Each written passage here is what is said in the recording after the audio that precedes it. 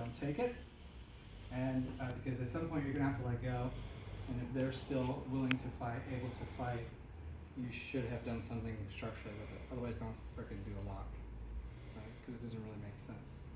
If you plan to do a lock and you aren't surrounded by police who can then arrest him, at some point something has to change again.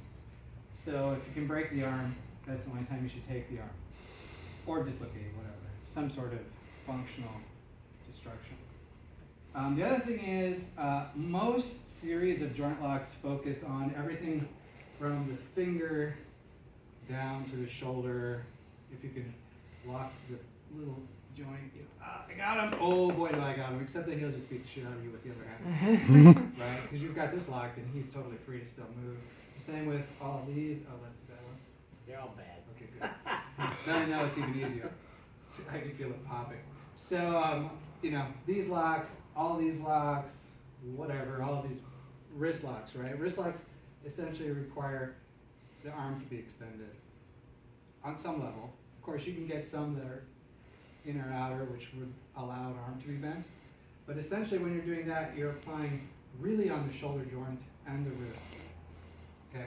My focus is always on the shoulder. The reason my focus is on the shoulder is because the amount of time that an arm is extended is not nearly the same as the arm is bent. Opportunity for all of our locks exists while the arm is bent. Opportunity for most people's locks is only when the arm is extended.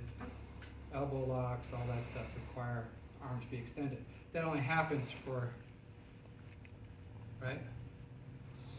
Meanwhile, double the time I'm sitting back here, even if I'm launching punch after punch.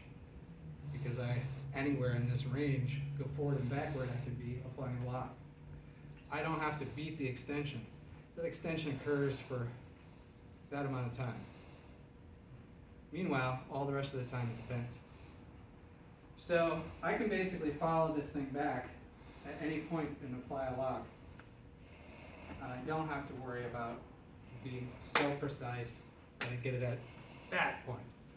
So that's kind of my shtick on joint locks. I also find them mostly worthless in fighting. If you want to fight, fight. If you want a joint lock, you have to be generally quite a bit better than your opponent to apply a joint lock effectively enough that you end the conflict. They could be drunk. In that case, maybe that's a good idea. But if they're that drunk, you can probably just evade. You could probably just leave. So to me, there's very limited reason why you would ever join a lock. And I'm not sure that I've found out. I'm not sure I'm completely at rest with any of them yet. Because I feel like it's fun, but it puts me in a grappling situation, restricts my motion, and then sets me up for a lot of counters. And again, unless I can break it, I have to disengage at some point. So joint locking to me is the very last thing I teach on a stream. And I've contemplated completely just shitting it because I just don't see the value really compared to street survival. And my goal is to have a balance between life living skills and street survival.